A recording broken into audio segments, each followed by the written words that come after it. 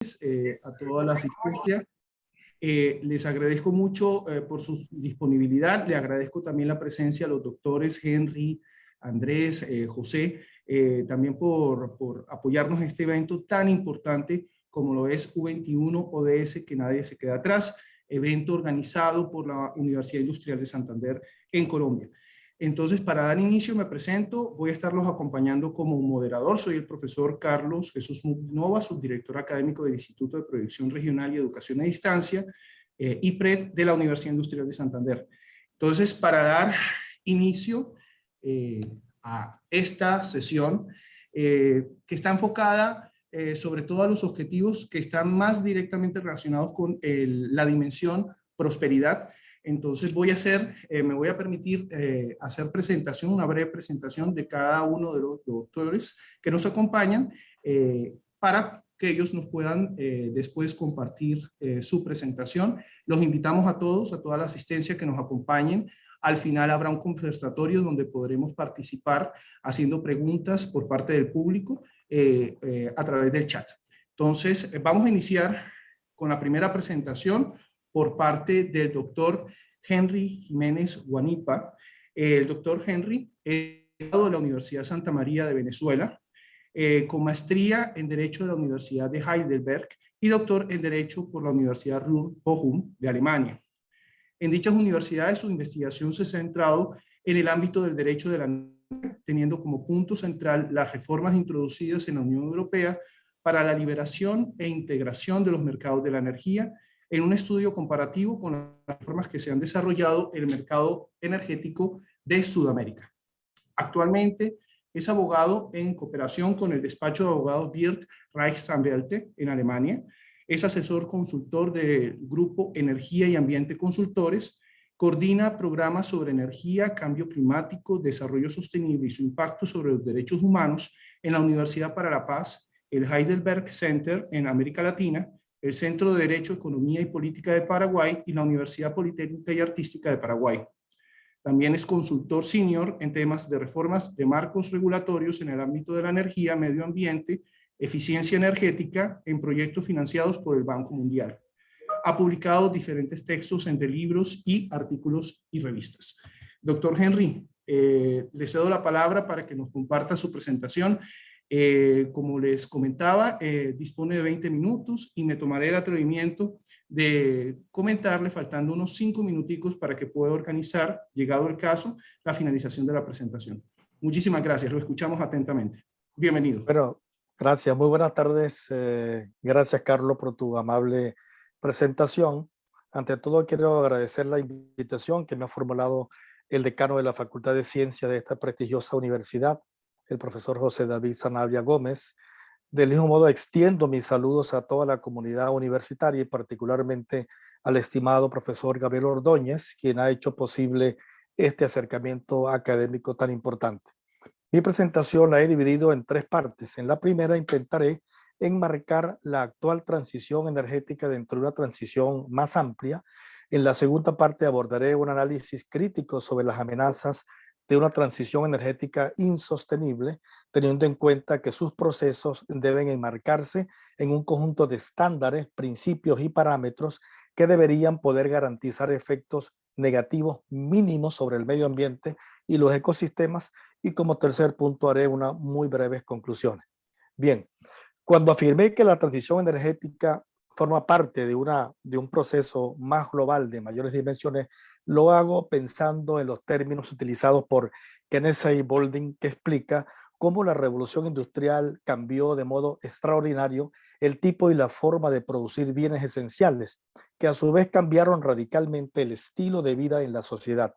Señala de modo particular al transporte y los nuevos medios de comunicación que transformaron la cosmovisión respecto de las distancias y el tiempo a través de la implementación de las bicicletas, de los trenes, aviones, automóviles, telegramas, teléfonos, radio, cine, televisión, entre otros elementos, todos muy presentes en la actualidad, pero aún más potentes, más rápidos y con mayor capacidad para producir cambios. Este elemento está muy presente en la obra de la transición, la gran transición del mexicano José Ramón Portillo, quien construye un potente discurso que relaciona la noción de desarrollo sostenible y el futuro de la humanidad al creciente impacto de las tecnologías que encarnan la cuarta revolución industrial. Para Popper, en su libro La Gran Transición, el curso de la historia no se encuentra organizado en transiciones idealizadas. Esa afirmación tiene que ver con el hecho de que ese curso ha podido haber girado en otra dirección si Auguste Montaigne hubiera logrado imponer su cocina y motor solar construidos en 1860 y 1866 respectivamente, lo cual demuestra que nada parece estar suficientemente ganado hasta que no logra posicionarse de modo definitivo. Por otro Doctor lado, el Henry, poco interés. ¿Aló? doctor ¿Sí? Henry, discúlpeme, no sé si usted nos está compartiendo alguna presentación, no la estamos observando, de pronto. No, no, no. No le No estoy tiene. compartiendo. Ah, No, no listo, tengo. perfecto, gracias, era Exacto. para confirmar. Muchas gracias, Ok. disculpe. Por otro lado, el poco interés que despertaron los primeros estudios científicos a finales del siglo XIX, que ya advertían sobre los efectos negativos del uso del carbón en la atmósfera, dejaron el camino libre a ese gigante de los fósiles y posteriormente al petróleo en una segunda transición energética y al gas natural en una tercera transición energética. Ambos en pleno desarrollo, pero con claros visos de decadencia.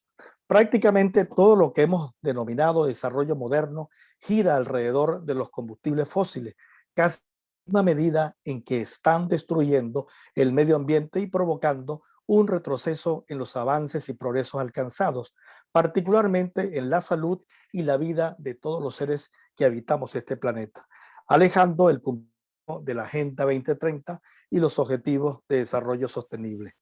En este contexto surge la cuarta transición energética, que se ha venido desarrollando en distintos momentos y a distintas velocidades y se vislumbra como la herramienta más importante para producir cambios profundos en la sociedad. Factores como el cambio climático, la diversificación y la seguridad energética, la valoración del acceso a la energía como una herramienta fundamental para el combate de la pobreza, la construcción de un acervo normativo internacional y nacional para enfrentar el cambio climático, la creciente aceptación del derecho humano a un medio ambiente sano, las nuevas tecnologías, la digitalización y todo cuanto representa los desafíos y avances de la llamada por Klaus Schwab cuarta revolución industrial están actuando como facilitadores e incluso como catalizadores de la cuarta transición energética. A ello se suma la incorporación de actores fundamentales como los ciudadanos movilizados y juezas que de un modo determinante están contribuyendo en la construcción de una tipología de estándares que moldean el tipo de transición energética que se necesita. En este sentido, el debate sobre la transición energética ya está cuestionando cómo en muchos países parece estar centrada solo en la sustitución de fuentes de generación basada en energías fósiles por otra basada en energías renovables, cuando la transición energética es y tiene que ser mucho más que eso. La transición energética debe tener en cuenta que está llamada a producir una transformación cuyo fin último es ir más allá de la descarbonización, respondiendo a la dimensión y a la magnitud de la crisis climática.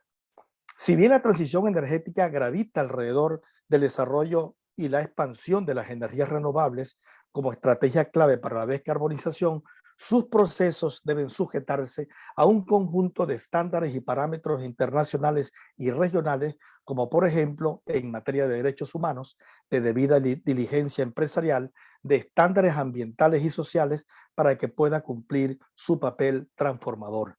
En este sentido, la transición energética debe en particular estar alineada con los principios y objetivos de desarrollo sostenible, en particular con el objetivo 7 referido al acceso a la energía asequible, segura, sostenible y moderna para todos, y el objetivo número 13, que busca afrontar los impactos del cambio climático, sentar las bases de una economía neutra en emisiones y acompañar a los colectivos más vulnerables en el proceso de transición. Por ello, el modo en que se implementa la transición energética hacia las energías renovables tiene que diferenciarse del estilo de generación de energía basada en fuentes fósiles, que desafortunadamente ha estado de espaldas a esos estándares, parámetros, principios y objetivos. Hace un par de años atrás era difícil pensar que la transición energética pudiera ser cuestionada. Sin embargo, crecen las voces que advierten que en su expansión se están produciendo daños a la fauna, impactos visuales, acústicos e incluso violaciones de derechos humanos. Ya no es un rumor y se ha pasado de las palabras y denuncias a las movilizaciones de calle contra un tipo de transición energética insostenible.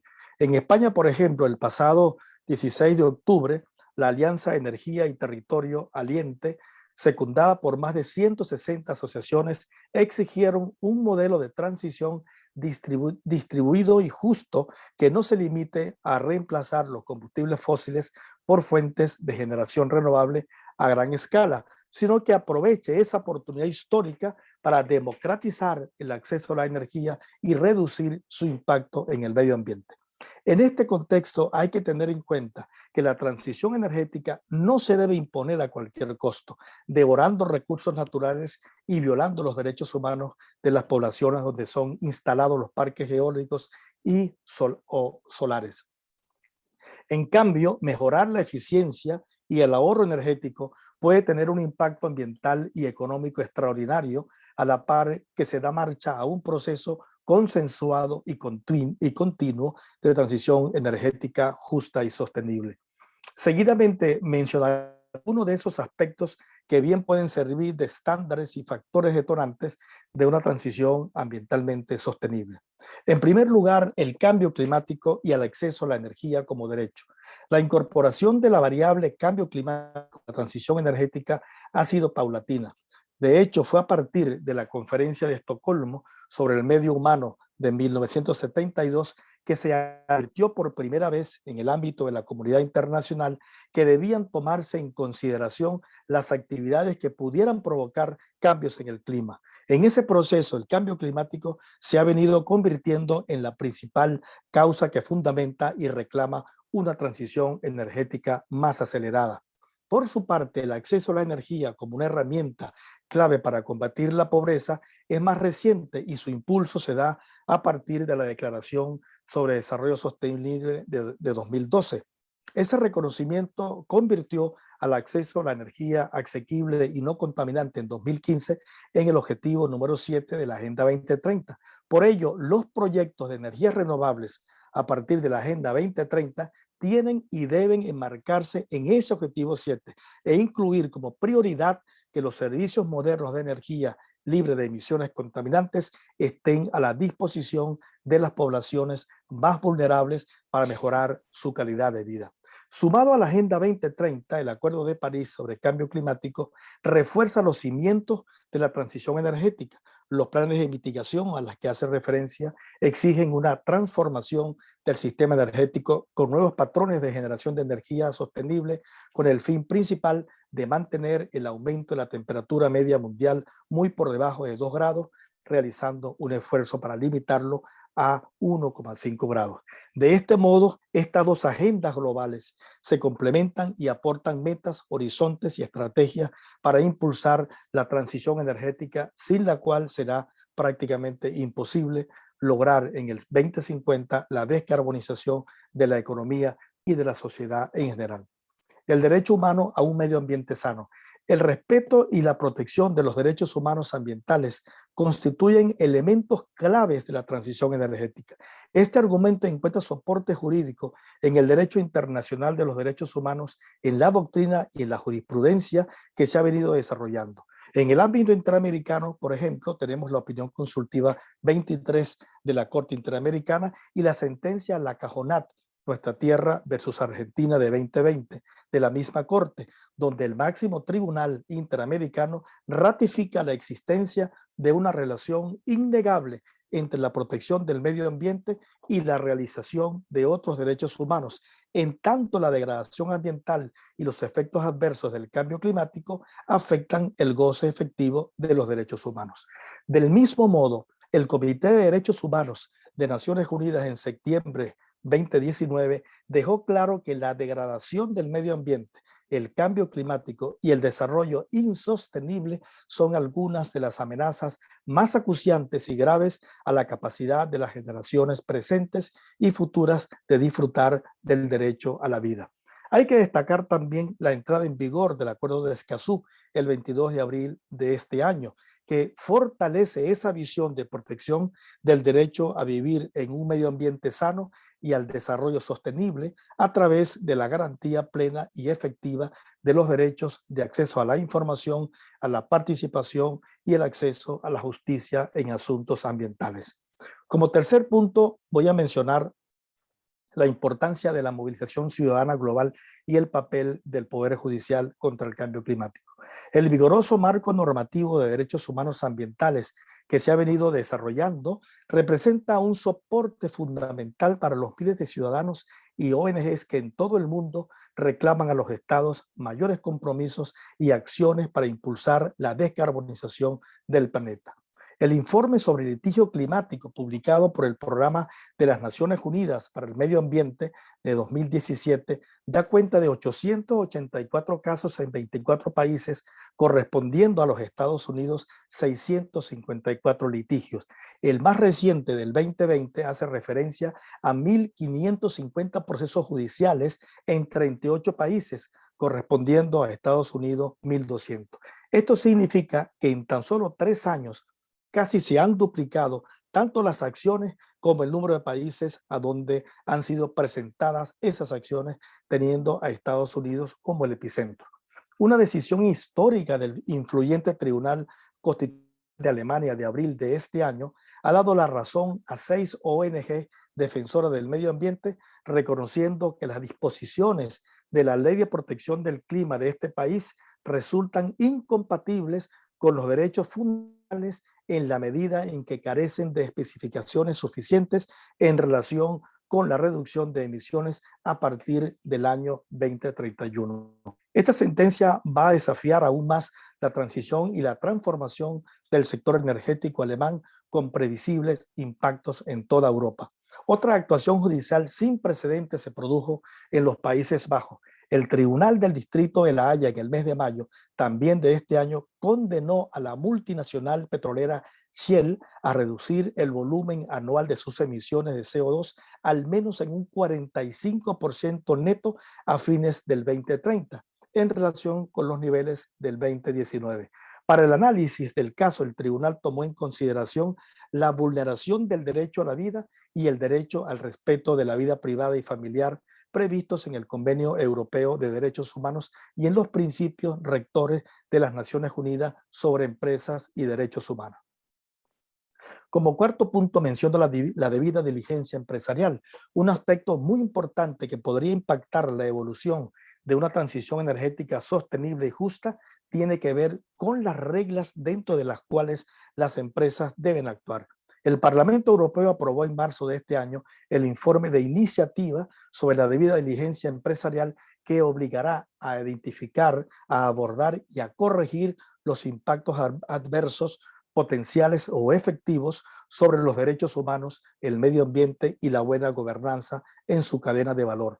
Aunque se trata de una propuesta legislativa todavía en fase de discusión y debates, es importante subrayar que sus fundamentos ya se encuentran contenidos en los principios rectores sobre las empresas y derechos humanos de Naciones Unidas y en el informe Empresas y Derechos Humanos de la Comisión Interamericana de Derechos Humanos e incorporados por muchas empresas a sus objetivos y a sus contratos en forma de cláusula que exigen el respeto a los derechos humanos y al medio ambiente.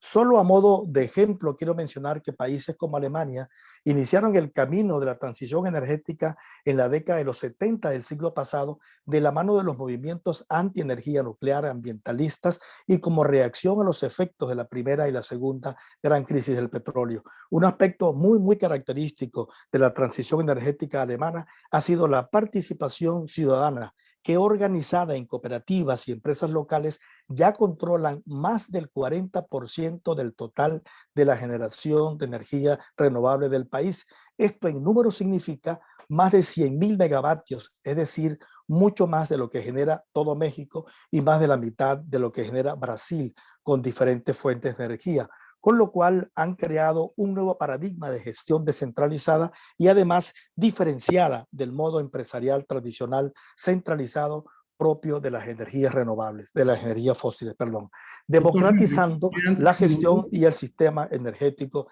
desde la generación hasta la venta al consumidor final.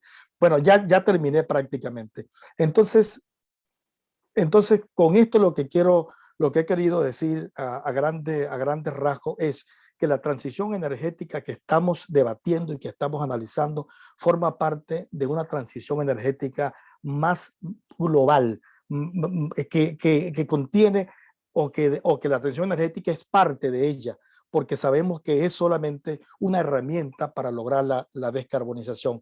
Y por otra parte, que la transición energética tiene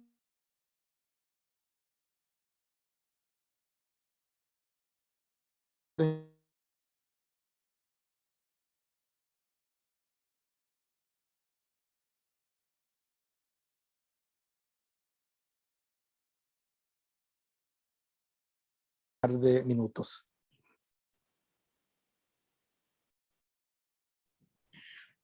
Doctor Henry, disculpen, se había interrumpido un poco la comunicación creo que del lado de mi conexión. Le agradezco, doctor, por su intervención.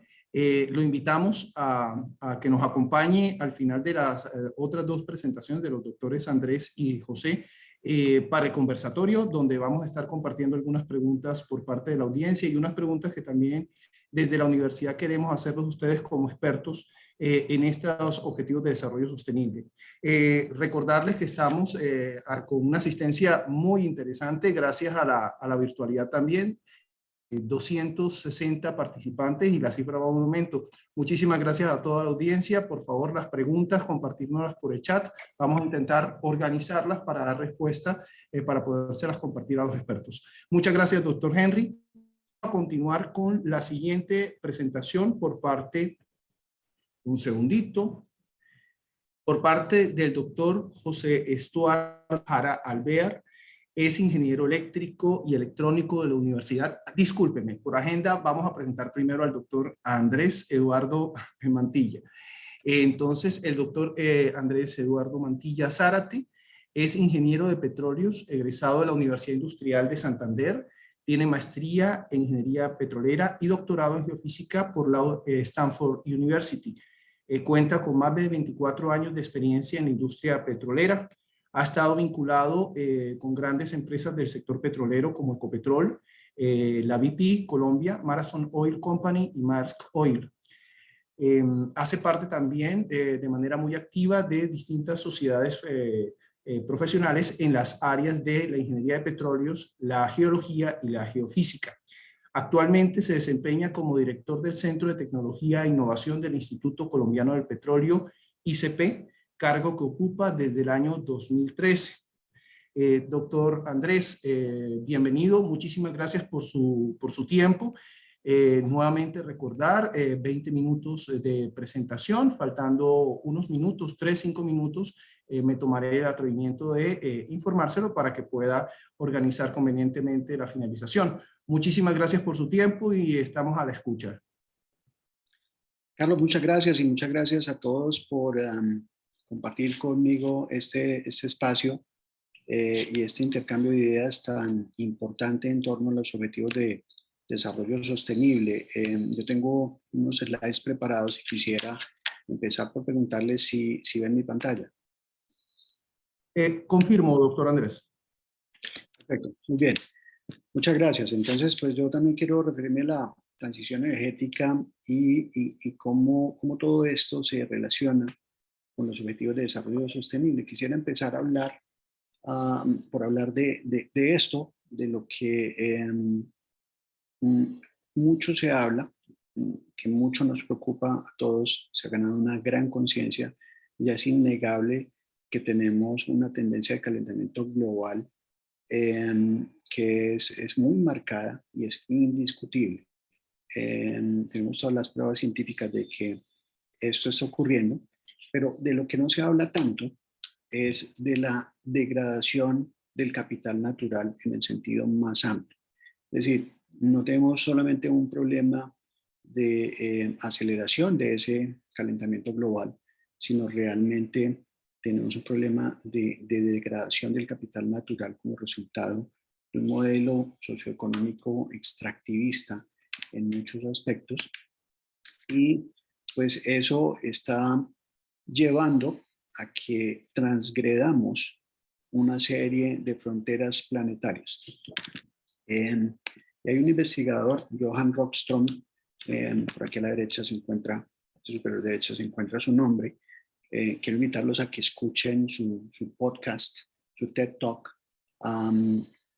porque es muy ilustrativo sobre este concepto de las fronteras planetarias, que son los procesos y los sistemas biofísicos o naturales que regulan la estabilidad del planeta. Y entonces, en torno a ello, hace más de 10 años, pues surgió la inquietud de cuáles son esas ventanas operativas, cuáles son esos marcos cuantitativos que permiten que esos sistemas funcionen adecuadamente y de manera pues sostenible para el planeta y para la humanidad, y que permitan un clima más estable. Entonces hay evidencia científica, primero, de que esos sistemas, esos ecosistemas, esos procesos existen, y también hay evidencia física y cuantitativa de que si superamos, transgredemos una serie de límites físicos, pues vamos a disparar una serie de cambios no lineales, posiblemente irreversibles, que van a llevar el clima en una dirección que no es la que deseamos, y posiblemente de manera irreparable y muy difícil de detener. Ya hay ejemplos muy preocupantes de ello, como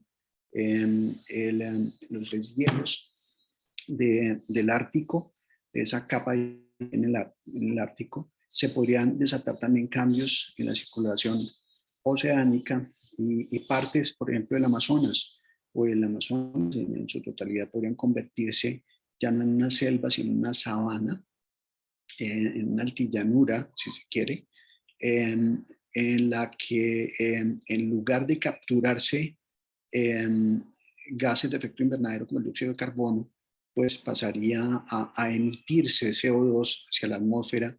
Entonces tendríamos unos efectos totalmente contrarios a los que se quieren, igual con los casquetes polares en el Ártico y en el Antártico, donde se refleja mucha de la energía solar que recibe, la radiación solar que recibe el planeta, y que si se derriten, entonces van a pasar a absorber energía de manera más importante. Entonces vamos a tener un efecto negativo sobre el calentamiento global.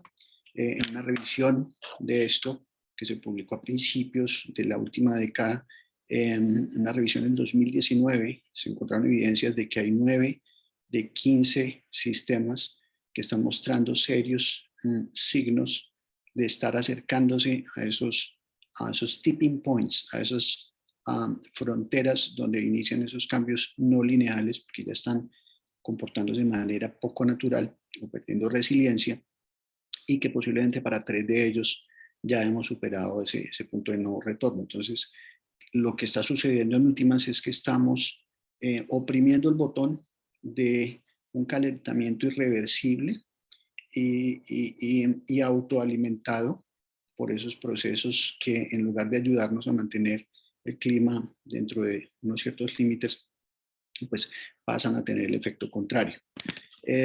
Y todo esto surge en últimas porque tenemos un consumo desbocado de energía. Se habla de que tenemos un gran consumo de combustibles fósiles, de energías fósiles, y es cierto. Probablemente el 80% de nuestro consumo de energía a nivel global, a nivel planetario, proviene de los combustibles fósiles. Pero en general lo que está ocurriendo, más allá de si los combustibles son fósiles o no, es que tenemos un consumo desbocado de energía, porque tenemos una serie de comportamientos de sobreconsumo, de sobreproducción, de sobreintercambio de bienes. ¿Y cómo sabemos que está ocurriendo todo eso? Pues porque hay una gran cantidad de desperdicios. Por ejemplo, piensen en el plástico. que se está yendo a los ríos, al ambiente, a los océanos y todos los problemas que ello genera. Yo pienso también, por ejemplo, en la industria de la moda, donde habitualmente las casas de moda sacaban 2 colecciones al año, ahora sacan 52 colecciones al año. Entonces, esta tendencia que se conoce como fast fashion, la moda rápida, pues genera toda esta serie de derroches, y detrás de toda esa producción, detrás de todo ese consumo, detrás de todo ese intercambio de bienes por todo el mundo, en una economía que está globalizada, pues detrás de eso hay un consumo de energía gigante, porque todos esos productos tienen que fabricarse de alguna manera. Entonces, y además se empieza a hablar de que tenemos un exceso de conectividad, que es un derroche, toda esa conectividad que tenemos. Seguramente que hay áreas donde se requiere mucho más conectividad y podemos sacar mucho provecho de ella, pero en ciertos comportamientos humanos estamos observando también sobreconsumo, el consumo excesivo de datos en cosas que realmente son futiles. Luego, las soluciones requieren una combinación de cambios que no solamente son tecnológicos, un reemplazo de energías fósiles por energías renovables, pero también sobre todo cambios culturales, los patrones de consumo y de producción, pero también tienen que ir acompañados de cambios políticos y regulatorios. Y todo eso tenemos que hacerlo de forma muy ordenada, porque miren esta tabla periódica donde las áreas representan abundancia de los diferentes elementos y los colores reflejan qué tan abundantes o qué tan escasos pueden llegar a ser, y sobre todo si hay riesgos en la cadena de suministros.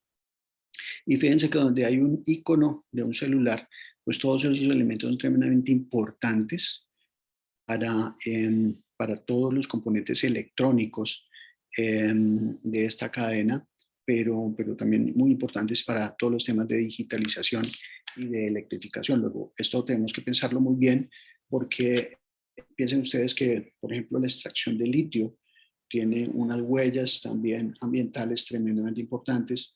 El cobalto tiene unas sociales muy importantes, principalmente se encuentra en el Congo, donde hay unas violaciones de derechos humanos muy marcadas, utilización de trabajo infantil, etcétera, etcétera. Luego, todo eso tenemos que pensar y planear muy bien, y buscando soluciones inspiradas en los objetivos de desarrollo sostenible. ¿Qué está haciendo Ecopetrol? Una empresa de la industria energética con un núcleo muy fuerte en petróleo y gas. Pues aspiracionalmente nos hemos autoimpuesto unas metas 2030 de reducción del 25% de las emisiones que teníamos, las emisiones directas que teníamos en el año 2019. Alcance 1 y 2 quiere decir las emisiones de los propios procesos, todos los hornos, las calderas, las torres de fraccionamiento catalítico en las refinerías, etcétera, etcétera. Las emisiones que se desprenden de esos equipos y esos procesos, las de alcance 2 tienen que ver con la huella de la energía que compra la empresa para mover todos esos equipos, y afortunadamente en Colombia tenemos una huella energética bastante limpia. Y al 2050 queremos reducir emisiones totales, y eso incluye alcance 3, y en las de alcance 3 se encuentra también el uso final de los productos que producimos, y el producto principal de Ecopetrol, pues el petróleo crudo y los combustibles que se van, como ustedes saben, pues a combustión, en motores de combustión interna, en su gran mayoría, o en térmicas, y pues eso genera las emisiones que genera. Luego son metas tremendamente grandes, ambiciosas, retadoras, y por eso tenemos varios frentes de acción, de reducción de emisiones fugitivas de metano, que es un gas de efecto invernadero muy fuerte, hasta iniciativas de eficiencia energética, de procesos productivos más eficientes, incorporación de renovables como algunos campos solares de generación fotovoltaica, que hemos inaugurado recientemente, y algunos más que vienen. Pero también tenemos una serie de iniciativas tecnológicas relacionadas con la incorporación de hidrógeno, bajas emisiones. También lo que se conoce como soluciones naturales del clima, a lo que me voy a referir un poco más, que tiene que ver con capturar CO2 en ecosistemas naturales, y de esa manera compensar las emisiones que genera la empresa. Pero también investigamos sobre las tecnologías de uso conversión, captura y secuestro de carbono, es decir, captura de CO2 de los procesos industriales para separarlo selectivamente, convertirlo en productos valiosos o secuestrarlo en el subsuelo, y también en tecnologías de almacenamiento de energía en baterías. Entonces, un poco sobre el tema de los sumideros naturales, las soluciones naturales del clima, cuando se les conoce. Pues Colombia es un país megadiverso y por eso este tipo de acciones pueden ser muy importantes porque nos pueden ayudar a fortalecer, robustecer nuestra biodiversidad. Y en ese sentido, trabajando con consultoras internacionales y con aliados nacionales, hemos encontrado 3 líneas de los proyectos de deforestación evitada y reforestación, el proyecto Red Más, la restauración de bosques y la restauración por medio de proyectos agroforestales, de modo tal que podamos compensar emisiones, podemos emitir bonos de carbono. Entonces, estamos conformando ecosistemas, hablando de objetivos de desarrollo sostenible. Estos grandes retos de la humanidad los tenemos que resolver a partir de alianzas y, por ejemplo, entonces cada una de estas líneas las trabajamos a partir de ecosistemas de aliados que involucran entidades del Estado como ministerios, como institutos públicos de investigación, como pueden ser el IDEAM, como INVEMAR, la Fuerza Aérea Colombiana, con quienes estamos lanzando una nanosatélite que va a tener una carga para monitorear el metano troposférico y una cámara multiespectral para mirar temas como emisiones de CO2. También con centros nacionales como Agrosavia, muy importante para todo este tema de sistemas agroforestales, con aliados internacionales y por supuesto con universidades colombianas. Aquí particularmente no se encuentra la UIS, pero con la UIS tenemos trabajos muy importantes y muy potentes.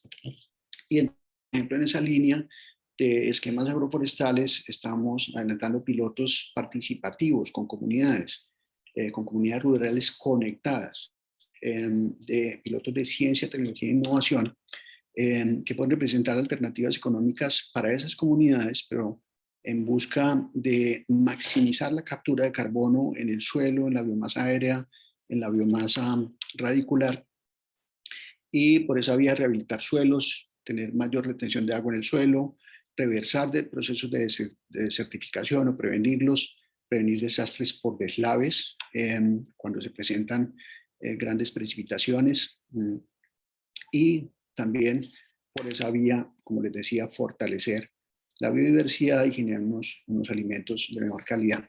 Entonces, estamos viendo una serie de acciones, por ejemplo, para trabajar en esos sistemas agroforestales. Hemos elegido el cacao, que es un producto muy importante en Santander, una línea en la que también trabaja intensamente la Universidad Industrial de Santander, y vamos a hacer unos pilotos participativos, como les decía, de investigación y emprendimiento rural, apoyándonos en el SENA, en el Fondo de Emprender del SENA. Eso lo vamos a hacer en 2 municipios que son Cuesta y Santa Bárbara.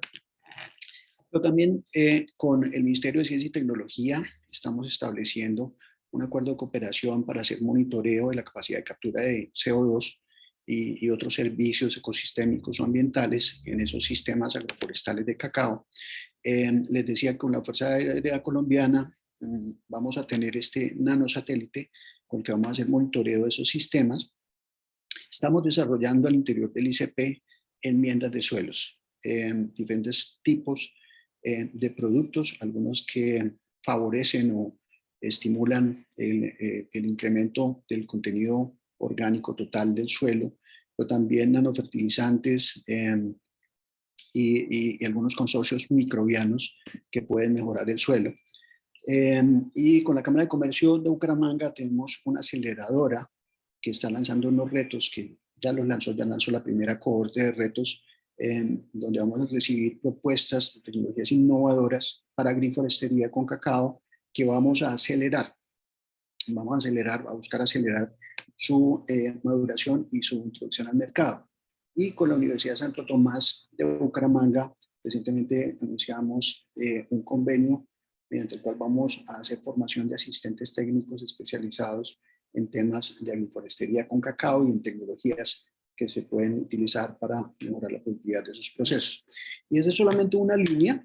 Voy a tratar de ubicarlos acá en esta diapositiva con el apuntador.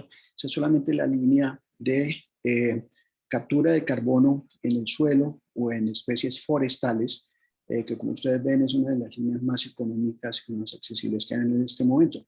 Porque el gran problema para descarbonizar la industria, para hacer esta transición energética, es que pues, capturar esas emisiones de CO2, convertirlas en algo valioso, hacer un cambio de procesos por otro tipo de tecnologías, pues tiene unos costos muy importantes. Afortunadamente la fotovoltaica y la eólica han venido reduciendo ese costo de forma muy, muy importante. Pero cuando uno piensa en el CO2 que está en el aire, pues remover CO2 del aire hoy por hoy cuesta unos 300 o 400 dólares por tonelada de CO2. Y pues el gran problema es quién paga ese costo. Doctor Andrés, 3 minutos para los 20 minutos. Gracias. Perfecto. Entonces, eso solamente para decir que para lograr esa transición de manera exitosa se necesita una serie, una combinación de tecnologías, algunas de esas emergentes o que están en desarrollo.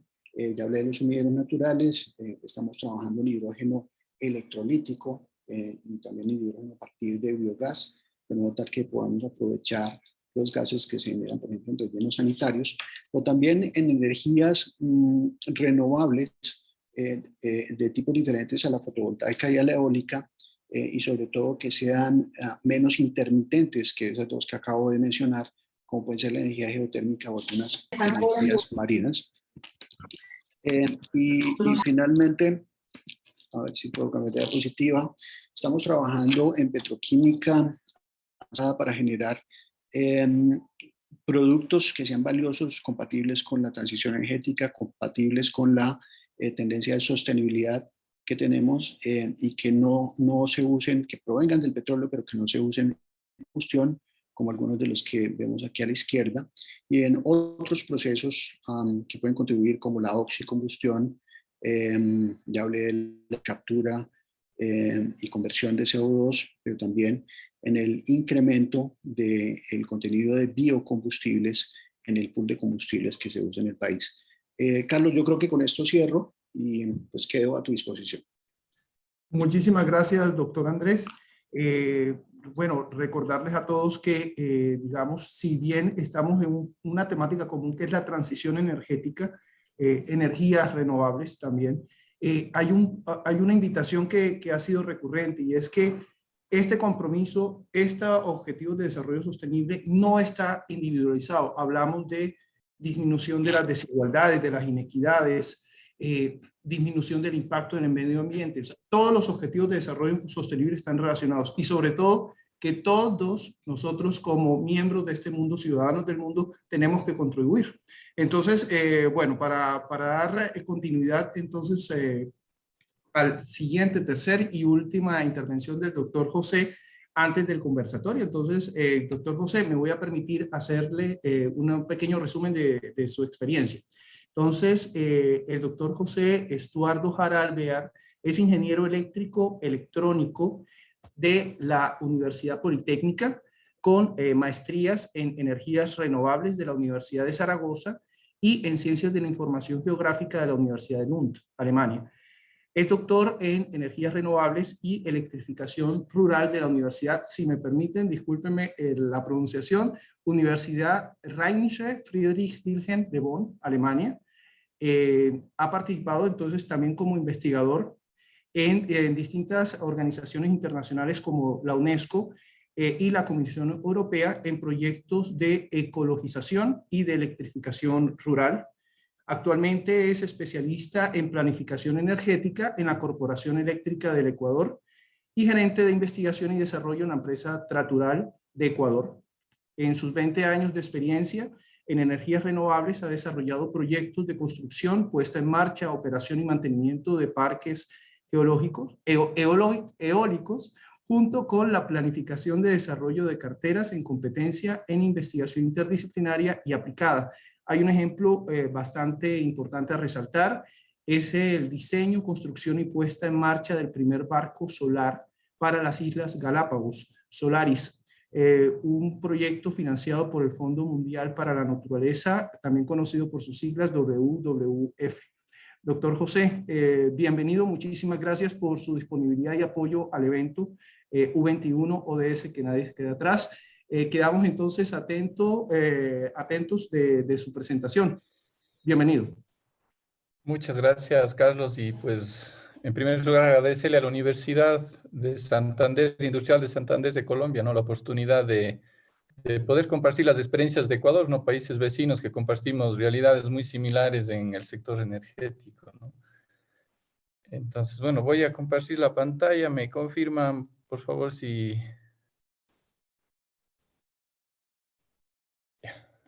¿Se observa la pantalla? Confirmo, doctor.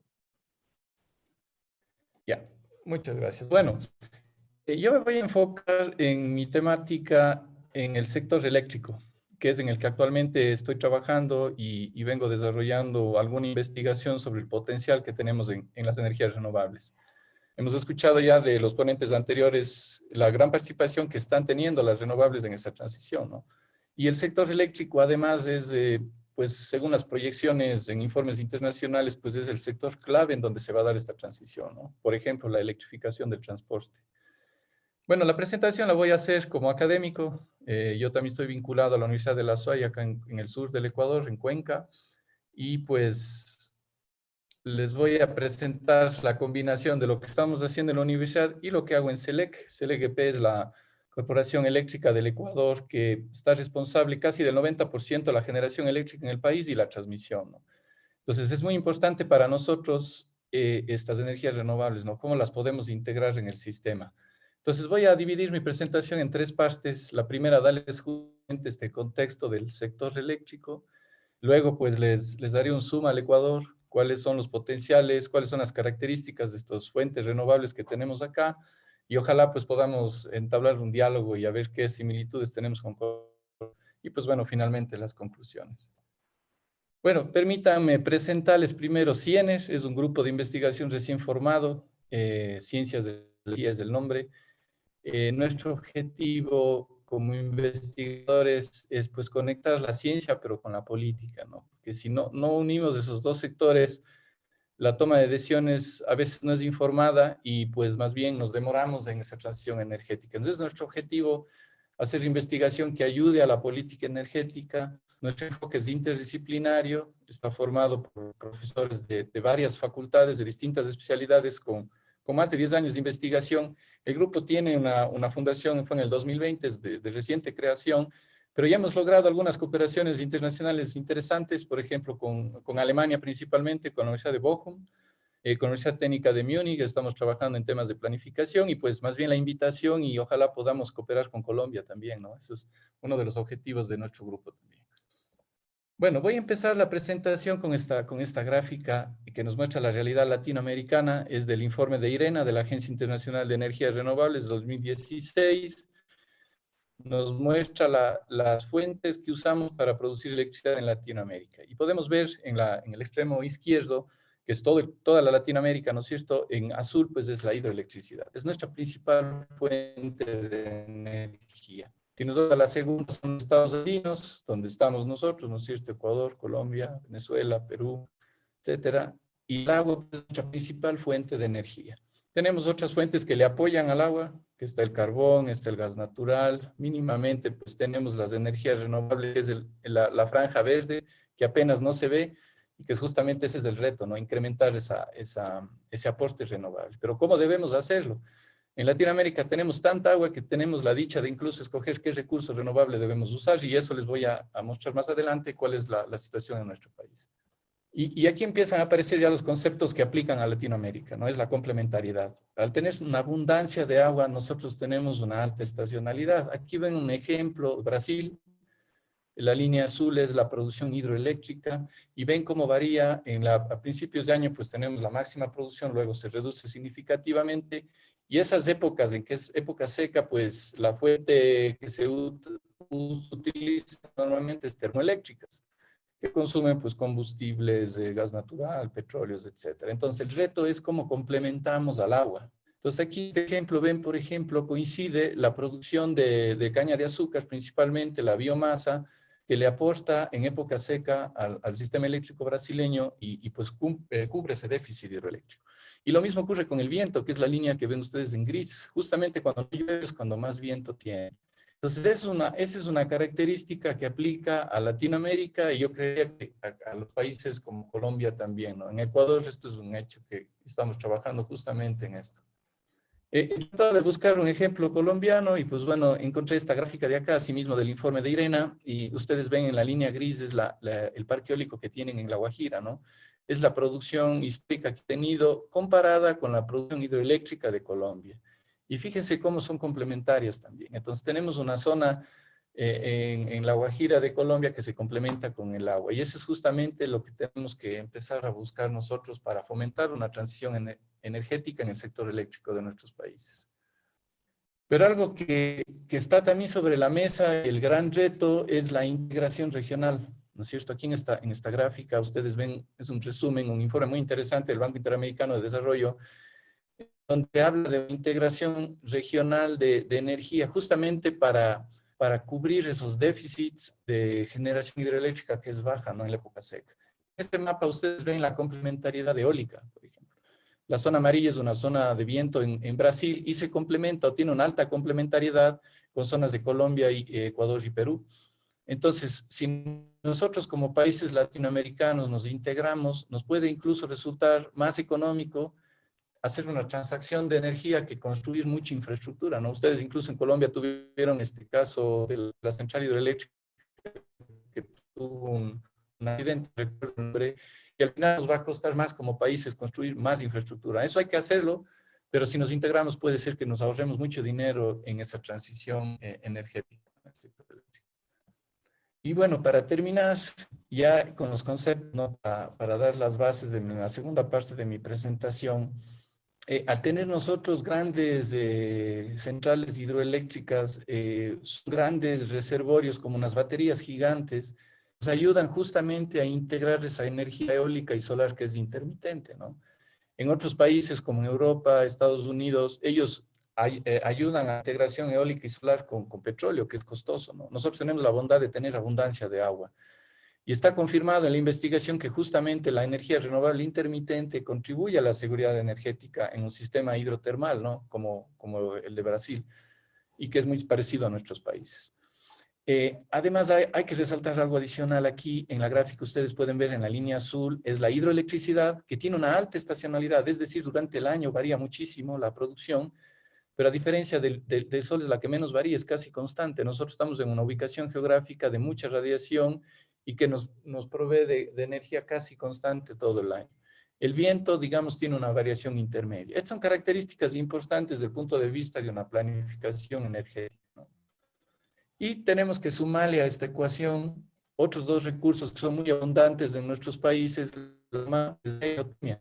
Ecuador, por ejemplo, es un país de volcanes y es una investigación que está en inicio acá en Ecuador y nos apostaría muchísimo con una generación de base que además de ayudar a la integración de las renovables intermitentes, ayudaría a reducir los costos marginales e incluso contribuir a esa exportación de electricidad o esa integración regional, ¿no?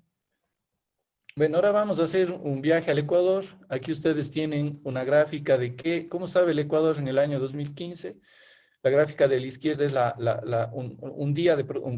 el año de producción de electricidad principalmente, bueno, era con hidroelectricidad casi el 60%, ¿no? Para ser exactos, el 59%. El otro 39% eran termoeléctricas, principalmente fuel oil y diésel. Y un 2% pues teníamos que importarlo principalmente de Colombia. Pero después de la construcción de todos estos proyectos hidroeléctricos que ya están ahorita operativos, pues miren la gráfica de la derecha, es cómo está el Ecuador hoy en día. Y la electricidad se produce casi en su mayoría con hidroelectricidad, aproximadamente un 90%, 89% para ser exacto, en el año 2019. La termoelectricidad, que es del 11% que ustedes ven en esa gráfica, se la realiza por un tema de calidad de servicio más que un tema energético. O sea, pudiéramos ser 100% hidroeléctricos, pero hay limitaciones eléctricas que nos obligan a tener esta termoelectricidad. Y el Ecuador ha empezado a exportar electricidad a Colombia. principalmente, ¿no? También a Perú. Entonces, fíjense, aquí podríamos decir que el Ecuador ha logrado una transición. Tenemos una gran aporte de una fuente renovable, baja en emisiones, que es el agua, pero el reto ahora es mantenerse, ¿no? ¿Cómo nos mantenemos ahí? Ya hemos llegado, pero ¿cuáles son los retos que tenemos? Aquí les presento a la izquierda, ustedes ven un mapa del Ecuador. En dos colores están diferenciadas las vertientes hidrográficas, en verde es del Amazonas y en azul, pues, nuestras vertientes del Pacífico. Casi toda nuestra generación hidroeléctrica, que son los puntos en azul, están en el Amazonas. Entonces, y en negro, pues bueno, son las termoeléctricas. Tenemos alguna generación hidroeléctrica en el Pacífico, pero es minoritaria. Y en la derecha ustedes ven un comportamiento típico de esta producción hidroeléctrica. No está a escala, pero es para darles una idea de cómo se comporta. En azul, pues vemos la producción hidroeléctrica del Amazonas, que es mayoritaria desde marzo a septiembre, y luego de eso estamos en una época seca que se conoce acá, el estiaje. Y de enero a marzo, en cambio, es la máxima producción de la vertiente del Pacífico. Es decir, le ayuda al Amazonas en algún porcentaje, pero no es suficiente. El potencial, incluso la capacidad instalada entre Amazonas y Pacífico, es de 5-1. Y las dos cuencas se nos secan a finales de año. Entonces, en conclusión, solamente haciendo hidroelectricidad no es suficiente, no podemos resolver las necesidades energéticas del país solamente con agua. Necesitamos generar energía limpia en estas épocas secas, ¿no? Y tenemos otro reto adicional, que es la demanda. La demanda sigue creciendo. Se estima en el Ecuador que para el año 2030 dupliquemos la demanda que tenemos hoy en día, que es alrededor de 25 teravatios hora. O sea, estaríamos hablando de unos 50 teravatios horas. Y vienen tres sectores con una demanda latente muy importante que pudiera poner en aprietos a todo el sector, ¿no? En primer lugar, la movilidad eléctrica, los autos, ¿no es cierto? Se ha proyectado ya una demanda de 140 gigavatios hora, considerando únicamente que 0.5% de los vehículos en el país son eléctricos. Pero este número puede variar, eso determinaría el mercado, ¿no es cierto? La demanda se incrementa considerablemente en este sector, pues no abastecería la generación que tenemos. Necesitamos empezar a construir desde ya hidroeléctricas, ¿no? O eólicas, solares, etcétera. La minería es otro sector que tiene mucho potencial aquí en el país, empezando inversiones importantes de varios países. Se estima ya una demanda para el año 2030 de alrededor del 15% de la demanda en día, y la agroindustria también. El Ecuador es un país que exporta mucho camarón. Actualmente la industria camaronera bombea agua con diésel y existe un proyecto de electrificar todo este sector, ¿no?, para bombeo. Y estamos hablando de una demanda asimismo considerable. Entonces, como ven, tenemos dos grandes retos. Uno es la estacionalidad y otro es la demanda.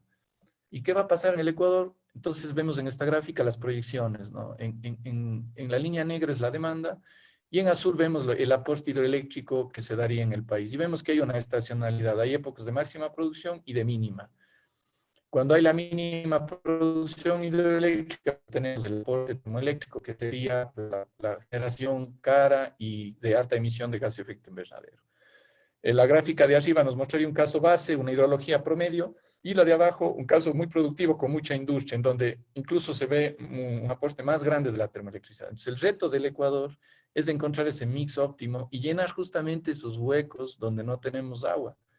Entonces, aquí hablamos de una diversificación de la matriz eléctrica y hablamos de energías renovables complementarias. Es decir, no hay que colocar cualquier renovable. Tenemos que poner aquella que le ayude al agua o aquella que sea amiga del agua y no compita con el agua. También tenemos que cambiar el enfoque. Las hidroeléctricas ya no solamente tienen que ser centrales de producción de energía, sino multipropósito. Por ejemplo, el tema de alimentos, de riego, así como infraestructura para controlar inundaciones, etcétera, ¿no? Y pues lo más importante, eficiencia energética. Es lo más barato que podemos hacer en una transición. Entonces, la pregunta de investigación que se ha venido trabajando en los últimos años es muy bien. Ahora, yo necesito renovables. ¿Cuántas renovables necesito? Pero lo más importante es cuánto terreno tengo en el Ecuador. Tengo disponible hectáreas para generar solar fotovoltaica de aquí al año 2030 para cubrir esa demanda de 2030 a 2050. El Ecuador es un país, el más pequeño, uno de los más pequeños de Latinoamérica, y pues no tenemos territorio infinito. Tenemos que empezarnos a hacer esa pregunta, ¿no? También relacionar la energía con el espacio. Entonces aquí les voy a presentar un resumen de justamente respuesta a esta pregunta, ¿no? Aquí vemos el Sol. Empezaré con el Sol. Aquí ven un mapa de la radiación solar en el Ecuador, es un mapa que lo obtuve del Global Solar Atlas de información pública, y vemos que tenemos una alta radiación en los Andes. Los Andes es nuestra región de mucha radiación, y además el sol, pues, es muy complementaria al agua, y es lógico, ¿no? Cuando no llueve es cuando más sol tenemos, entonces esta es una de las principales fuentes que nos pueden ayudar a la complementariedad. Hay otro factor muy interesante del sol acá en Ecuador, es que tenemos factores de planta del 20% o mayores, que si comparamos con centrales de países que tienen muy avanzada esta tecnología, como Europa, Estados Unidos, son valores muy interesantes para un inversor, ¿no? Porque esto nos significa un retorno rápido de la inversión. Entonces, luego de hacer un análisis espacial multicriterio en donde se han combinado variables, ¿no? No solamente desde el punto de vista de la radiación, sino accesos, la distancia a las subestaciones, áreas restrictivas, como por ejemplo no estar en un área protegida, en áreas de riesgo volcánico. Acá tenemos muchas zonas de riesgo volcánico, inundaciones, de sismicidad, etcétera. Luego de todos estos algoritmos espaciales, pues se ha encontrado cuáles son las mejores zonas para el desarrollo de solar fotovoltaica en el país y cuánta área disponemos. Y la respuesta es alrededor de 20.000 kilómetros cuadrados. Ese es nuestro reservorio solar, digámoslo así. Y si nosotros transformamos estos kilómetros cuadrados a potencia, estaríamos hablando de 12.8 gigavatios pico, que es un potencial muy interesante para cubrir la demanda futura en el país. Y otra tecnología que está tomando mucha fuerza, aquí ven una sinergia entre las hidroeléctricas y las solares fotovoltaicas. Este es uno de los embalses más grandes del país, el embalse de Mazar. Estamos ocupando 13 kilómetros iniciales de este embalse, tiene más de 30, y pudiéramos montar una solar flotante de 200 megavatios. Si esto extrapolamos a todos nuestros embalses en el Ecuador, hablamos de casi 19 gigavatios, es decir, duplicamos el potencial solar en el país. Ahora, yéndonos al viento, que es una de las áreas que más he trabajado en los últimos años, después, asimismo, de hacer un análisis espacial multicriterio, aquí es un poco más complejo, sobre todo el tema de las accesibilidades, y Ecuador es un país que no debería existir viento, por estar justamente en el Ecuador, en un trópico, pero tenemos climas. Tenemos los Andes que nos ayudan justamente a traer estos vientos. Entonces, luego de este análisis hemos estimado que en el Ecuador hay alrededor de 10.000 kilómetros cuadrados para la generación de eólica, lo cual sería un potencial alrededor de 30 gigavatios en teoría, si todas estas regiones de aerogeneradores. Y actualmente estoy liderando la medición de este recurso en casi todo el país. Tenemos ya 14 puntos de medición. Las zonas que ustedes ven en azul son aquellos sitios de mejor potencial eólico, algo importante que es complementario. O sea, es lugares en donde sopla el viento cuando no llueve, es cuando necesitamos esa energía eólica. Y en apenas 2 años que ya venimos trabajando, ya se identifica un potencial de más de 600 megavatios. Entonces, este es otro de los sectores muy importantes para la transición energética. Ya para ir terminando, en los sectores tenemos la bioenergía, que es muy abundante en nuestro país, pero la investigación es limitada. De la literatura se estima que todo el potencial teórico duplicaría la demanda actual en el Ecuador. Vendría principalmente de la agroindustria. Acá Ecuador es un país que exporta mucho banano. También tenemos industria de caña de azúcar, arroz, aceite de palma y cacao. Entonces aquí se pueden generar incluso sinergias con la agroindustria y desarrollo rural. Otra tecnología que aplica aquí en la bioenergía es la generación distribuida con cogeneración, es decir, la producción con un recurso biomásico para la producción de calor y electricidad. Otro de los estudios que se han venido desarrollando, sin embargo, no ha tenido el desarrollo esperado debido a temas más de regulatorios, ¿no? Pero el potencial existe. Tenemos aquí nuevamente pues el agua. El agua seguirá siendo, creo, la principal fuente de energía en el país. Aquí en este mapa ustedes ven aquellos proyectos que aún pudieran desarrollarse. Sin embargo, ya la pregunta ¿es posible aún desarrollar grandes centrales o nos enfocamos más bien en las mini centrales o las microcentrales? En esa fotografía ven ustedes una microcentral en la provincia de La Suay de la empresa Legaustro, es una empresa local del Estado. Es una central que es automatizada en su totalidad. Para los 20 minutos. Ya. Perfecto. Ya justo estoy terminando. Entonces, esa tecnología de la mini y la microelectricidad pudiera ser el futuro de este sector, porque además de tener un bajo impacto ambiental, podemos fomentar la industria local. Esta central se hizo casi en su totalidad con mano de obra y tecnología ecuatoriana. Y bueno, la geotermia, el Ecuador es un país, como decía, de volcanes. Aquí en el mapa ustedes ven el proyecto Chachimbiro, que ya tiene perforaciones avanzadas con cooperación japonesa. Y hay otros sitios que tienen estudios de factibilidad avanzada, Chalpatán, Chacana y Baños de Cuenca. Sin embargo, aquí la investigación aún es inicial y esta sería, creo yo, una de las fuentes por excelencia para fomentar la transición y se estiman potenciales de más de 1000 megavatios. Bueno, este es el plan del Ecuador para el año 2030. En azules, los futuros proyectos hidroeléctricos, como ven, va a seguir siendo nuestra principal fuente de energía, y en verde, el aporte renovable, que justamente va a salir de los mapas anteriores que les he mostrado. Entonces, en conclusión, podemos decir que en Ecuador el sector eléctrico ya ha logrado una transición. Somos una matriz limpia en emisiones, pero el reto es cómo nos mantenemos. Tenemos una alta estacionalidad, una demanda que está creciendo, y aquí pues el aporte de las renovables es fundamental, pero la complementariedad tiene que ser el criterio de planificación. La electrificación del transporte, así como de otras demandas, puede generar muchos problemas para el sector eléctrico. Se requiere más investigación y una planificación, pero yo siempre me gusta indicar esto, ¿no? Antes de generar un kilovatio hora, lo primero que tenemos que pensar es en la eficiencia, ¿no? Que eso es lo primero, y de ahí sí genero energía. Y aquí pues voy a tomar las palabras del profesor von Sacker, donde decía que pues debemos duplicar la riqueza, pero reduciendo a la mitad el uso de los recursos, ¿no? Bueno, muchas gracias.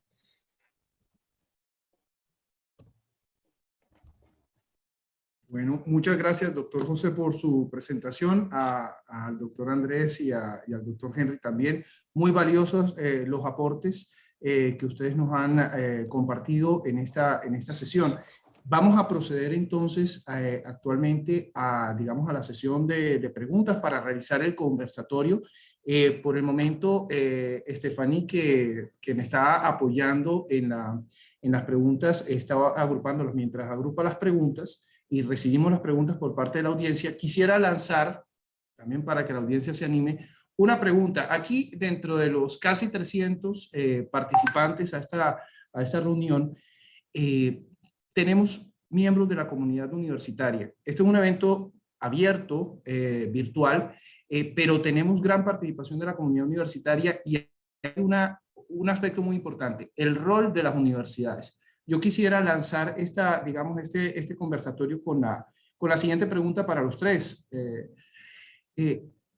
¿Ustedes qué elementos consideran que las instituciones de educación superior, la UIS, comenzando por la UIS, se deben contemplar o deben contemplar estas instituciones para participar en la implementación digamos, de estos objetivos de desarrollo sostenible? En el caso puntual, estamos hablando de ese acceso a energía, digamos, renovable, transición energética. ¿Cómo podemos como institución aportar para ser facilitadores en esa implementación en estos objetivos de desarrollo sostenible? Le agradecería, no sé quién quisiera comenzar su intervención. Carlos, si me permites. Bueno, adelante, Andrés. Adelante, Henry. No.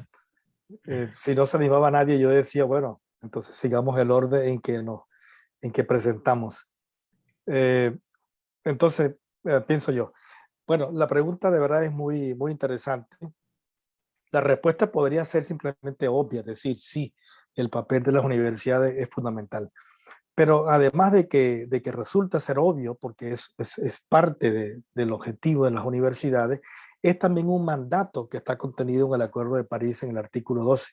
Es decir, que tenemos todos, de alguna manera, los estados y sus instituciones, el deber de formar, de sensibilizar sobre este tema. Pero además de eso, el último informe de la Agencia Internacional de la Energía dice que el 55% de las emisiones que se van a reducir o que se espera que se van a reducir en el mundo vendrían por el cambio de comportamiento, de conducta, de cultura de los ciudadanos, de tal modo que educar y formar sobre el uso adecuado de la energía, sobre todo el tema de la eficiencia y el tema del ahorro, porque la solución no está en producir simplemente más energía, la solución está en saberla utilizar, y en este caso la eficiencia es naturalmente muy, pero muy importante.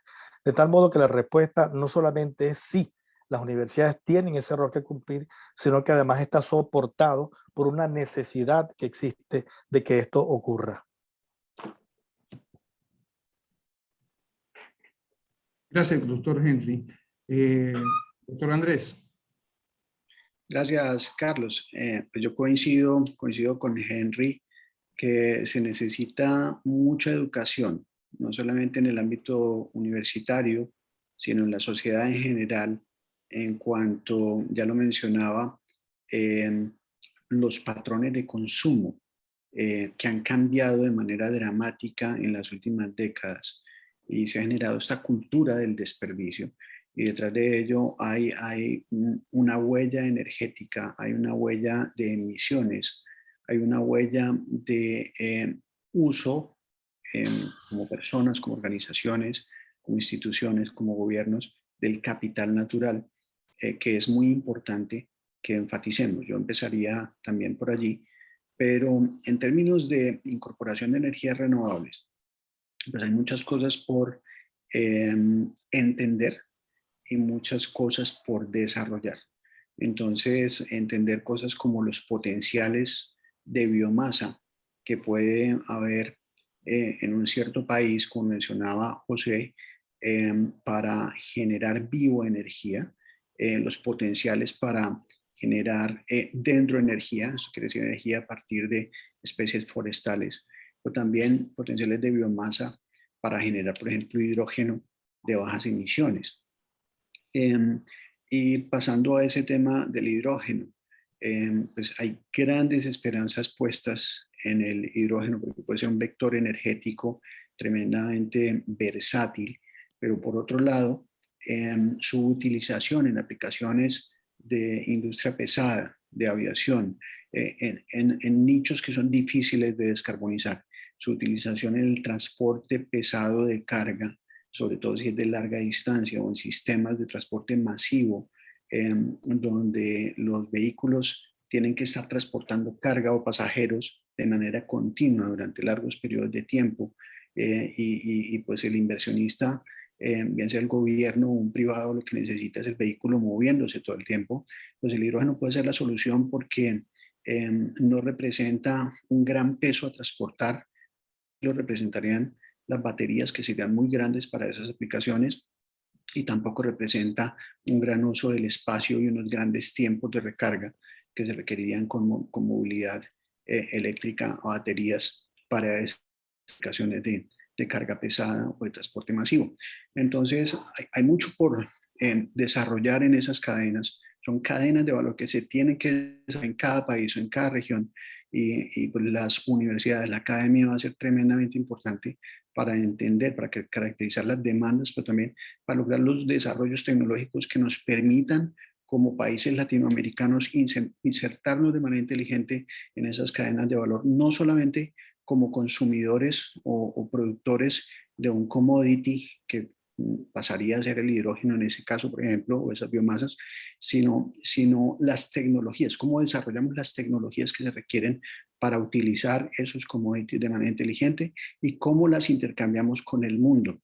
Hoy somos en gran medida unos consumidores de tecnología, exportamos materias primas para consumir tecnología de otros países y tenemos que reversar esa posición socioeconómica.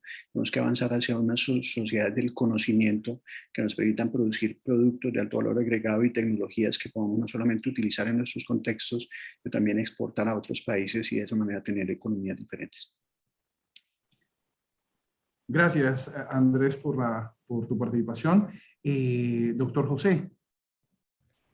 Bueno, yo concuerdo con Henry y Andrés, y yo más bien solamente aquí de mi experiencia, ¿no? En la universidad que estoy empezando a vincularme, yo diría que la función de la academia en cada uno de estos sectores que se ha discutido es en cómo pasamos esa información a los tomadores de decisión, a los inversores, a los políticos.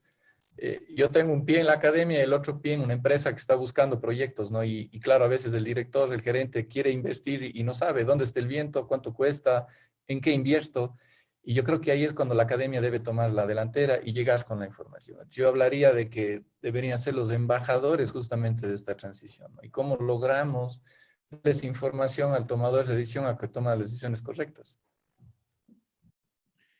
Gracias, José. Una pregunta del público muy enfocada a la temática, José, en el caso de Ecuador, pero que de pronto podríamos aprovechar para extenderla a la región, a Colombia, a América Latina y el Caribe. La pregunta que me comparten tiene que ver con la financiación. ¿Qué tipo de financiación, qué tanta financiación tienen los proyectos en energías renovables y qué tanta continuidad se le ha dado a las políticas de investigación energéticas, puntualmente en Ecuador, pero yo podría mirarlo desde el punto de vista de la región también? Doctor José, ¿qué podrías comentarle a la persona que hizo la pregunta? Bueno, acá en Ecuador la inversión es principalmente pública, ¿no? Nos diferenciamos ahí de Colombia, ¿no? Ustedes han dado un gran ejemplo, yo creo, a la región con la última subasta. Si no estoy mal, van a ser alrededor de 1.500 megavatios en renovables que va a montar Colombia con una subasta, ¿no? Entonces viene el inversor y ustedes le garantizan un contrato de compra-venta de energía. Eso en Ecuador está empezando. Acá no hemos tenido ese avance aún, esperamos lograrlo. Y la financiación más ha sido estatal, con préstamos, pero se está empezando con la subasta. Yo creo que la subasta va a ser el mecanismo en la región justamente para el fomento de las renovables. Gracias, José. No sé si Andrés o Henry quieran complementar la pregunta hacia la región, hacia el país. Sí, pues a nivel Ahora sí, global, Andrés, tú primero. gracias, Henry. A nivel global, pues la fotovoltaica ya es la alternativa energética más costo efectiva, más barata en la mayoría de países del mundo y se empieza a ver que hay más inversión en energías renovables que en instalación de nuevas plantas de generación a partir de combustibles fósiles y eso es algo positivo. Eh, pues nuestros países no son la excepción en cuanto a que pues están los potenciales allí para hacer ese tipo de proyectos. Cada vez más, además, el sector financiero viene promoviendo las tendencias de inversión sostenible y de reporte de responsabilidad, digamos, de las empresas en cuanto a lo que se denomina ESG, Environmental, Social and Governance. Entonces, eso hace que se promuevan inversiones en proyectos no solamente de energía, sino también, por ejemplo, de bonos de carbono, que creo que son una gran oportunidad para países como los nuestros. Luego la financiación existe y pasa a ser más competitiva y empieza a promoverse cada vez más, y eso es algo alentador. Gracias, Andrés. Sí, para complementar, quisiera mencionar que precisamente en la recién concluida COP26,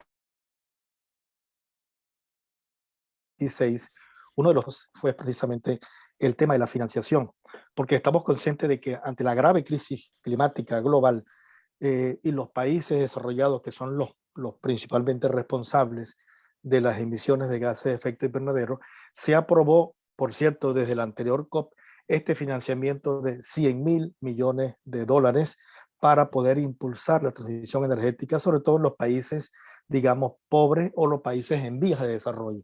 De tal forma que este tema que aún quedó pendiente porque no se ha dicho cuándo se va a aportar el dinero, dónde está el dinero, pero este es un dinero que viene en camino y yo creería que ese enfoque que tiene José, no sé si lo hicieron a propósito, pero los tres tenemos un perfil más o menos parecido. Yo vengo de la industria petrolera, donde estuve 12 años en PDVSA, en la anterior PDVSA antes de que ya fuera destruida, y de algún modo pues creo que todos tenemos también una visión dialógica entre lo que es la academia y lo que es también el pragmatismo de que hay que hacer las cosas, no solamente construir ideas. Entonces yo veo que hay una gran oportunidad y hay que hacerle mucho seguimiento a esto porque estos fondos verdes van a ponerse a la disposición.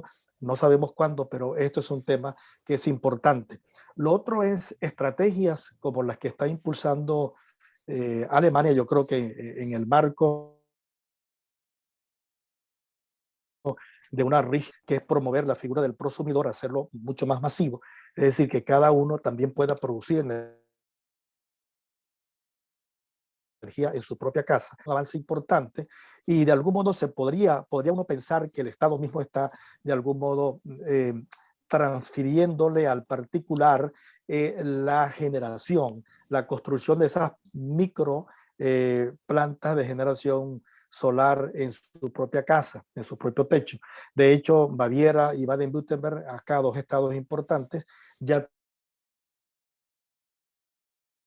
tienen leyes aprobadas obligatorio que cualquier vivienda o edificio ya traiga instalado los paneles solares. Entonces yo creo que también habría que pensar en una figura más o menos similar que permita que entre las empresas, grandes o pequeñas, y el Estado se pudiera configurar una especie de plan o de proyecto que permita acelerar la transición energética de una forma un poco, digamos, no convencional, como lo ha mencionado un poco José, pero sí buscar como ese potencial que también lo hay en el propio ciudadano. Gracias, Henry. Bueno, eso me genera, me voy a tomar, digamos, el permiso para hacer unas preguntas. Nosotros estamos en una región muy desigual, muy heterogénea, donde presentamos grandes inequidades, digamos, al interior incluso de los países. Hablemos de Colombia, por ejemplo. ¿Cómo es posible? Justamente hay un objetivo de desarrollo sostenible enfocado a la disminución de las desigualdades que para mi concepto sería más como inequidades. ¿Cómo podríamos reducir esa inequidad para el acceso de la tecnología en ese proceso de reconversión energética? ¿Qué posición tienen ustedes sobre eso, digamos, teniendo en cuenta su experiencia? Carlos Julio, No sé quién quiera, si me permites, pues proveía un par de ejemplos en mi conferencia. Uno, pues, que me gusta mucho y muy de mis afectos, estoy trabajando mucho en ello, y tiene que ver con los proyectos que permiten compensar emisiones y generar bonos de carbono. Son proyectos que permiten reversar la degradación de suelos que tenían una cobertura forestal y que han sido convertidos, por ejemplo, a pasturas, a potreros, que pueden ser reconvertidos a sistemas productivos agroforestales. Y esa es una forma de brindarle oportunidades económicas a comunidades rurales, y son proyectos que pueden ir acompañados de mucha tecnología. Hay paquetes en Colombia para establecer sistemas agroforestales de cacao. Estamos buscando tecnologías desarrolladas, pero también haciendo aceleración de innovaciones tecnológicas que estamos identificando para ese tipo de aplicaciones. Y también estamos trabajando en algo que también mencionaba José en su conferencia, y es la generación eléctrica descentralizada, el utilizar el potencial de nuestras corrientes que se derivan de la topografía andina, los ríos y quebradas que surcan nuestros Andes, para hacer generación eléctrica a través de sistemas hidrocinéticos que pueden proveer la energía de forma descentralizada y sostenible y económica, para hacer inclusive procesos de transformación de las materias primas en el campo, de modo tal que no tengamos que, por ejemplo, en un sistema agroforestal de cacao, que el productor no produzca cacao, sino produzca producto terminado, chocolatinas, jarabe de cacao, una serie de productos que pueden extraer de todo ese tipo de frutos y de sistemas. Entonces creo que hay formas de hacerlo. Lo que se necesita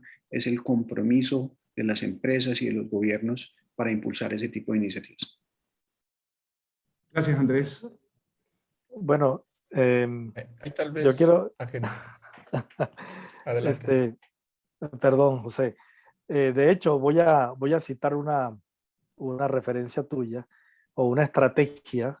José dijo al principio que están intentando trabajar también con el sector político. Yo creo que eso es realmente una clave. De hecho, yo creería que cuando los políticos piensen en la sostenibilidad de la política, yo creo que las cosas pueden acelerarse un poquito más. Cuando el tema del cambio climático se convierta en un tema social, En Alemania, por ejemplo, la última encuesta que se hizo sobre los problemas más importantes, el cambio climático aparece posicionado como el primer tema. Y eso está marcando la política en Alemania. Todos los partidos políticos, obviamente, tienen en su agenda como una prioridad el enfoque del tema del cambio climático. En nuestros países no tiene ese peso todavía porque no se ha posicionado. Por lo tanto, esto me lleva a pensar que esto va a ocurrir más temprano que tarde, porque justamente las tecnologías, ese input, es decir, las cosas pueden cambiar tan aceleradamente que nosotros quizás en muy poco tiempo ya estaremos pensando o viendo hecho realidad lo que Jeremías Rifkin, un sociólogo norteamericano, asesor del Parlamento Europeo, ha llamado el acceso a la energía como el Internet de la energía. Es decir, de hecho, ya es una realidad que yo puedo acceder a mi propia energía. Eso ya no es nada novedoso. Hace unos años, sí. De modo tal que si nosotros podemos acercar la generación de energía al ciudadano, convertirlo en un prosumidor, en esa misma medida lo estamos acercando al uso de cualquier tipo de tecnología. Por ejemplo, la pandemia ya nos ha enseñado que ni siquiera hay que ir al médico para cosas pequeñas, para cosas básicas. Tú perfectamente te puedes conectar y puedes hablar con tu médico y explicarle básicamente lo que tienes y él te va a recetar.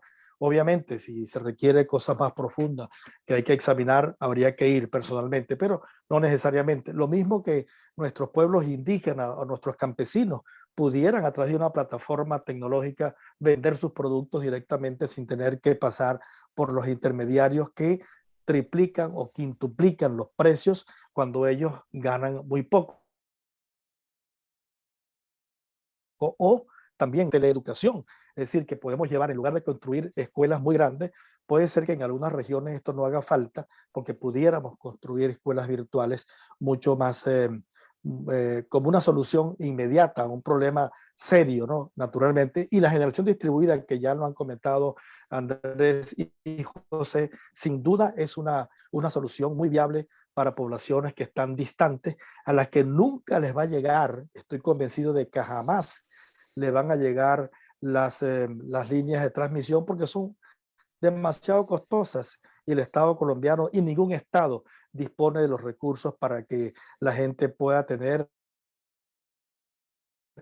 en esta forma energía, pero sí lo puede tener a través de cualquiera de las fuentes que mis colegas aquí han mencionado, cualquiera.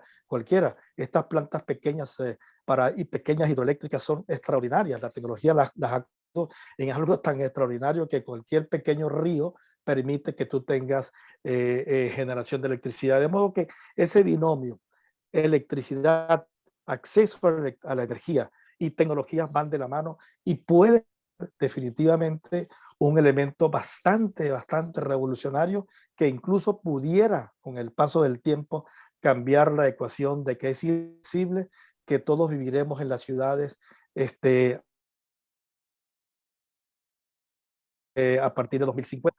Yo creo que eso habría que revertirlo y la tecnología puede ayudar a eso, porque entonces ¿quién va a producir los alimentos? Queremos que los produzcan, pero también con comodidades, que tengan, digamos, acceso a la energía y a las tecnologías. Muchas gracias, Henry. José, miren, ya terminamos, ya yo no estoy con formalismos.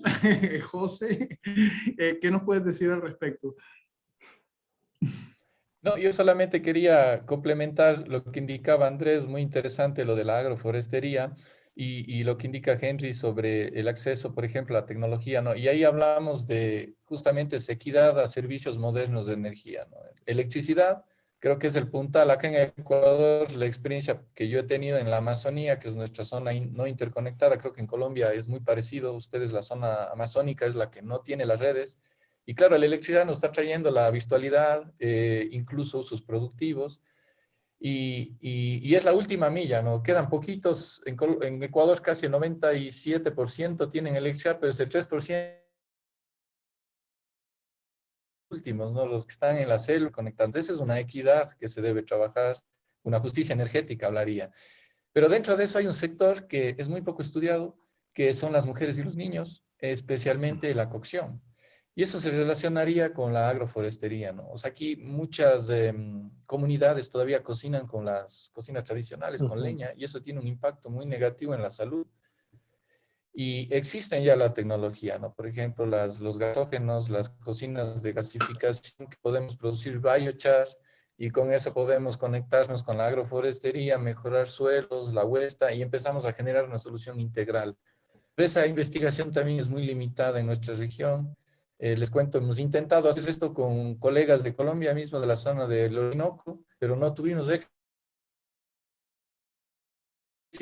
con los fondos, pero ese sería un tema muy grave en nuestra región. Gracias, José. Ya para finalizar, son las 3:30, pero me voy a permitir abusar de su tiempo, porque, bueno, en el chat nos han estado compartiendo preguntas relacionadas con las biopilas, la biomasa, la energía proveniente del mar. Digamos que están en unos niveles de desarrollo menores si lo comparamos con la energía eólica o la energía solar. Pero entonces, ¿qué opinión podrían tener al respecto de estas energías, otras maneras de producir? Y ya para culminar, digamos, este conversatorio tan interesante, de pronto una última recomendación, ya como ciudadanos del mundo, como personas, ¿cómo podemos contribuir a la implementación de estos objetivos de desarrollo sostenible enfocado en la dimensión de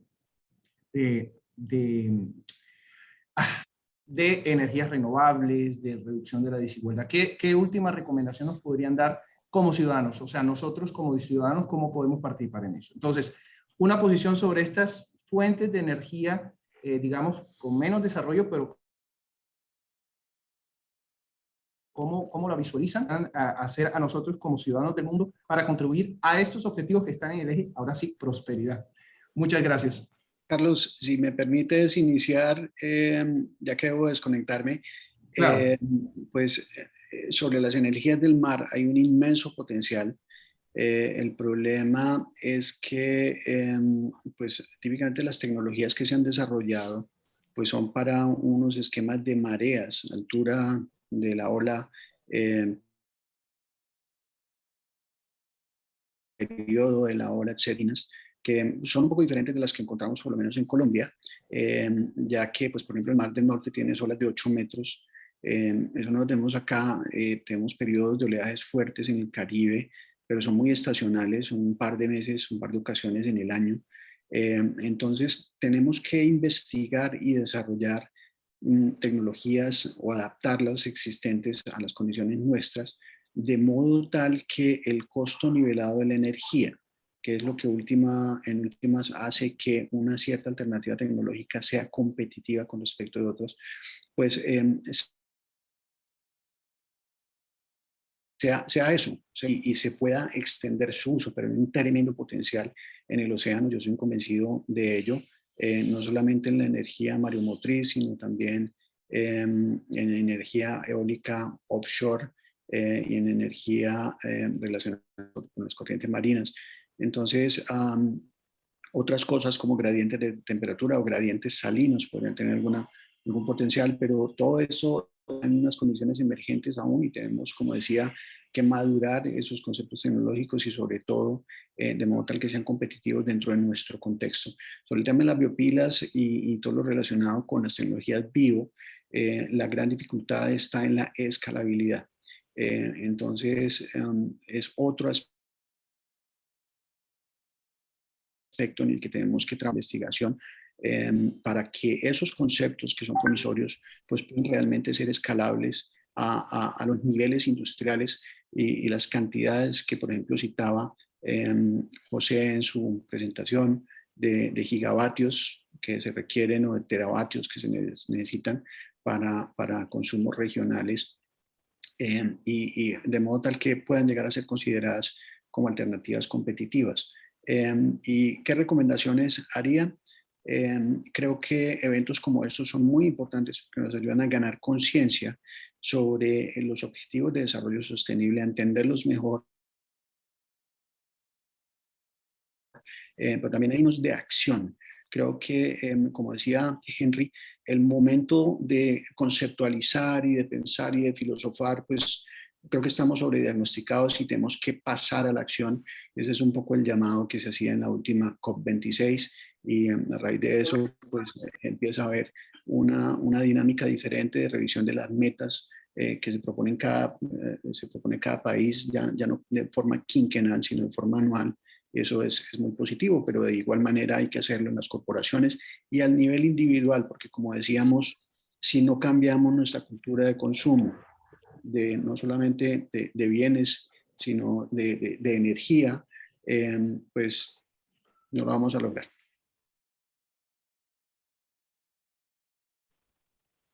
Con eso me despido, Carlos. Discúlpenme. Muchísimas gracias por tu participación activa, Andrés. Muchas gracias a todos. Que tengan una buena tarde. Gracias. No sé, Henry, José. Sí, bueno, yo me atrevería a decirle a los estudiantes que ya, pues, me imagino que con tantas conferencias, congresos y actividades que la Universidad de Santander organiza, ya deben tener seguramente un bagaje de información muy importante y habría que preparar una especie de manual sobre cómo cada uno de nosotros puede contribuir a bajar las emisiones.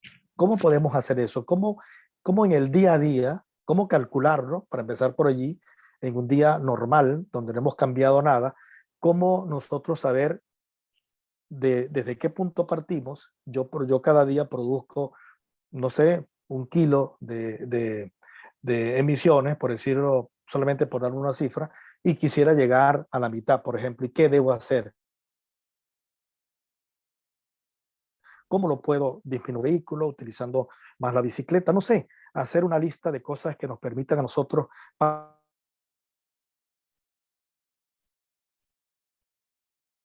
se nos está pasando, siempre es importante y siempre debemos seguir en el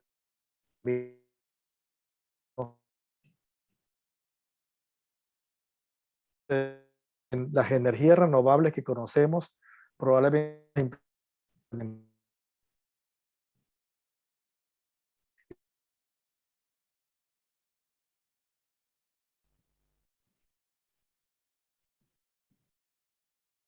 cuestionadas, están siendo mejoradas con las nuevas tecnologías y con una capacidad enorme de producir energía a un bajo costo. Entonces, combinar esas dos cosas, siempre que la energía nueva o la fuente nueva que estamos implementando no sea peor de lo que queremos sustituir y que el costo al medio ambiente y a los ecosistemas sea mínimo. Y por otra parte, nosotros cada día comenzar a hacer algo para... Muchísimas gracias, Henry, por tu recomendación, por tu contribución. Y bueno, no sé, José está con nosotros, ¿se habrá desconectado? José, ¿nos escucha, doctor José? Creo que se le cayó la señal al doctor José, lastimosamente no pudimos escucharlo, pero entonces agradecemos a todos los participantes, nos mantuvimos en casi 300 participantes durante esta sesión.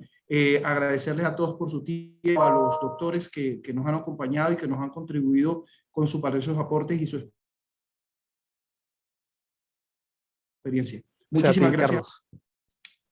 Bueno, hasta luego. Los invitamos a digamos, ahorita antes de las 4 va a haber, tenemos abierto el recorrido virtual de póster y ponencias orales, digamos, ingresando por la página. Entonces, invitar a toda la audiencia a hacer ese recorrido en donde nos están compartiendo trabajos de investigación y experiencias dirigidas hacia las ODS.